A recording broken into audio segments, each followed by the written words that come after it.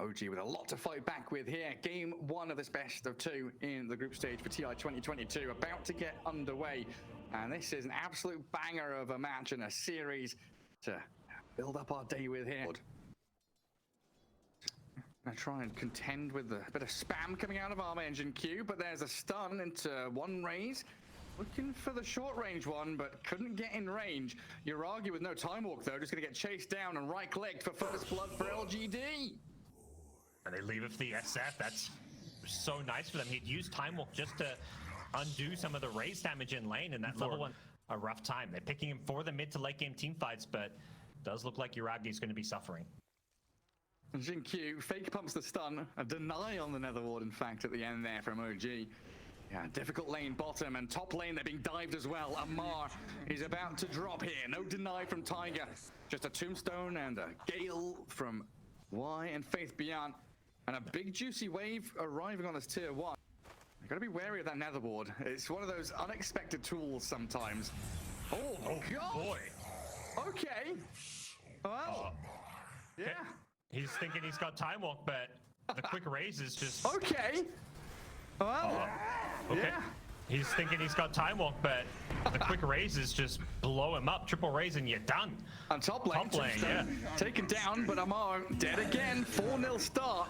One kill goes Tiger's feasting though. Tiger, the big punches. 142 bonus damage. Loses the buff though, so why? Back in the tree. Oh, he turned the kill. Dies to the tower in the end, so a 2 for 2 in the top lane. Massive fight between the two squads there. I'm pretty sure Undying lives if he keeps running, but he turned because he thought he had the better attack animation and would attack first, but the ET just gets the punch in before the Undying could hit him, so. Where's Y wandering now? Got interesting obs ward placed there. That just gives a little glimpse of vision. The kill bottom. Yep. Oh, the raise. Triple raise. Yep. Hit the double close range, and then he backed off for the long range, and Yuragi trying to punish, needs a lucky bash though, and he's just not getting it. The level 1 bash, only 12%, and he's no spirit breaker. Off for the long range, and Yuragi trying to punish, needs a lucky bash though, and he's just not getting it. The level 1 bash, only 12%, and he's no spirit breaker. No, he's definitely not. Well, Amar dead once more. Faith Beyond and Y, they turn back. Overly aggressive play there, I think, from the Magnus. Maybe not recognizing that Pengo was already level 6. Yeah, it doesn't feel like they've got a great way as OG to relieve this pressure. Amar is just dying again top. You got Faith Beyond with his urn, using his charges and the poison attacks to take down Razor for the 4th time this game. Like there's no, Earth Spirit Tusk kind of hero. There's no real form of team fight or initiation until OG get levels and items. Yep. The response is to hit some creeps. Let's empower up your Void, stack some camps, jungle it up, and avoid fighting LGD. You've got, a Venom who's going to have full control of this top lane. He went for 2-2 before deciding to level up Plague Wards. I like it. And also got a value point in Poison Nova. That's how he got that kill. I feel like so many Venoms skip Poison Nova, but great to see him go for that. But here's the move from OG. Oh my God, that Pango. But Pango with a big swash and a rolling thunder, while Arme skewered across into the RP from BZM. Jin Q already dead after dropping low under the tower, and OG enough damage to bring down the Nyx and the Shadow Fiend while not losing anyone yet. Misha heals up, back off his wand, and Y getting chased down with a shockwave and a play forward from Yuragi. They get the kills they need. 10-5 now, and OG. A bit of a response, looking for nothing to say. He's got no swatch, no rolling thunder. Shield crash gives him a ton of block on that damage incoming, and Jin Q with a 3-man stun. Holds back OG, but they are not giving up on this. Chasing back into the tree line. Finally, Misha will die, to nothing to say, but a skewer onto Jin Q, opening up a potential kill on the Nyx. BZM wants it desperately, but now Faith Beyond's joined the fray, battling away onto the Magnus, looking for the pick-off, and he'll find it with his dominating streak going. And Jin Q, he lines the stun up onto the Faithless Void. No stuns coming from LGD though, so a time walk back allows the Void to slip away from their grasps. Scale into the late game, not going for any kind of early BKB. Wanting to play that true late game hard carry. I mean, you've got Pengo Venue, you've got so much ability to pressure these early towers and parts of the map. As mid lane, they'll find Misha. Good catch. Take down the Pugna. Can't, but lose the Undying. Any bash? Oh, first, any Chronos. Oh, he didn't believe in the bash. Yeah, why tips him? It was literally like 0.1 second on the TP. It was literally like 0.1 second on the TP, so he didn't believe in the bash, so he just insta-casted Chrono with the right click. LGD gonna get some recourse though. Take down Tiger in the bottom lane. I was thinking it's a bit of an awkward spot for FaZe.BN. You know, he TP'd bottom to B. You'd much rather him pressuring the opposing tier 1. But the fact that they get this tower now means there's a lot of space to invade this Ancients area, scout out a stack, and Jin-Q, he spotted BZM and Misha.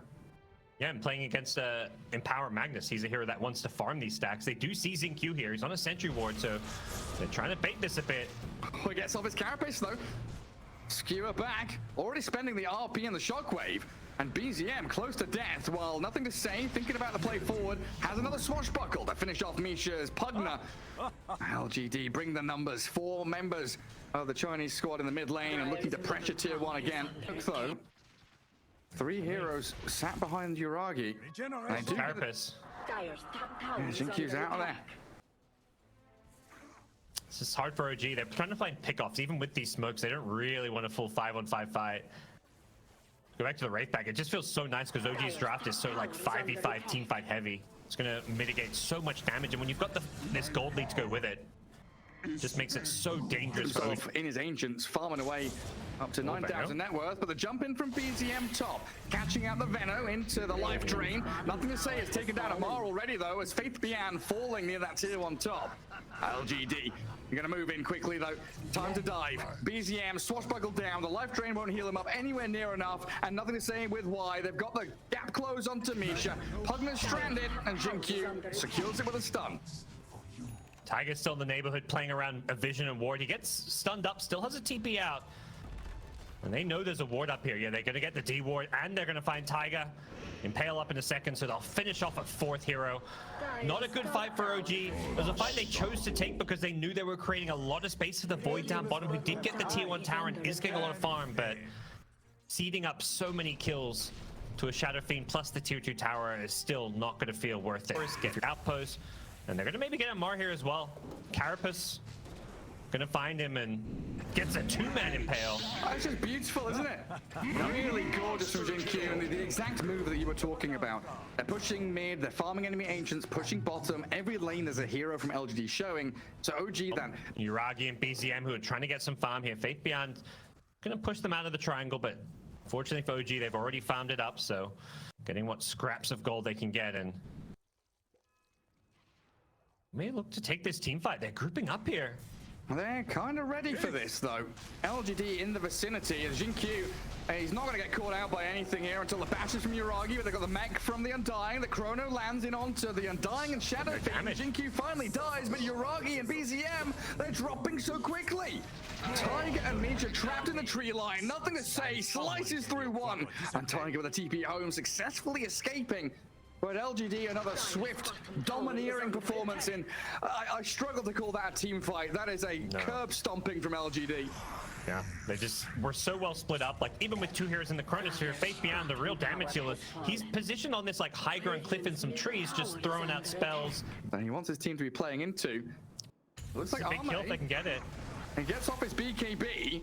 Chrono comes along with a static link, and Amar's walked into the Chronosphere here, so maybe with the heals we are dying to buy time for Arme to escape. Gets him a bit of distance. Requiem, is it in time? No, not quite.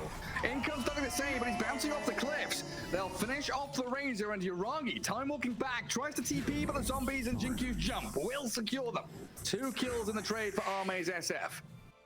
They make sure they still get the good trade, but losing the Shadow Fiend, you know, not quite according to plan, but they are still biding their time, waiting for this next roast respawn, and they're not done hunting quite yet. Tiger will TP out from the trees unless the bash hits him, but nothing to say. Guess is wrong.